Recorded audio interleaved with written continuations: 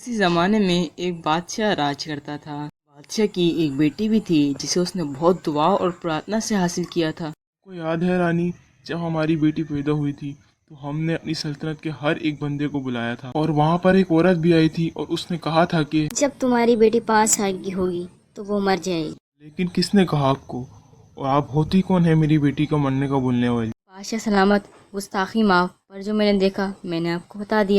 अगर ऐसा है भी तो कौन मारेगा मेरी बेटी को? किसके अंदर इतनी मजाल है जो मेरी बेटी को मार दे? बादशाह सलामत, मैं ये सब तो नहीं जानती, पर मैं एक बात बता सकती हूँ। जब आपकी बेटी 5 साल की होगी तो उसकी मौत सुइयों से होगी। रानी, आज हमारी बेटी खैर से 5 साल की हो गई है और मुझे फिक्र लग रहती है जो उस औरत ने बात कही थी कहीं वो सच ना हो जाए। उसी सल्तनत में एक जादूगरनी भी रहती थी।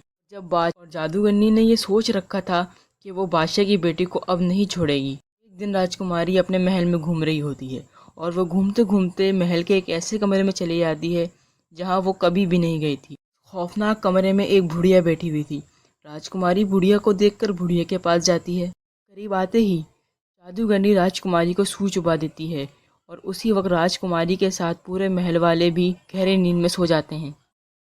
ऐसे ही 20 साल बीत जाते हैं और 20 साल के लंबे अरसे के बाद उस महल की तरफ एक राजकुमार आता है। अरे ये कैसा महल है, यहाँ तो सब सो रहे हैं। ये बोलकर राजकुमार अंदर चले जाता है। राजकुमार घूमते घूमते उस कमरे में चले जाता है जिस कमरे में राजकुमारी थी। राजकुमारी को देखकर राजकुमार राजकुमारी की तरफ जाता है और उसको चुभी हुई सुई वो निकाल देता है और उसी पल जादूगरनी का जादू भी खत्म हो जाता है और सब पहले की तरह ठीक हो जाता है और राजकुमार और राजकुमारी की शादी हो जाती है और वो दोनों अपनी ज़िंदगी खुशी खुशी गुजारते रहते हैं।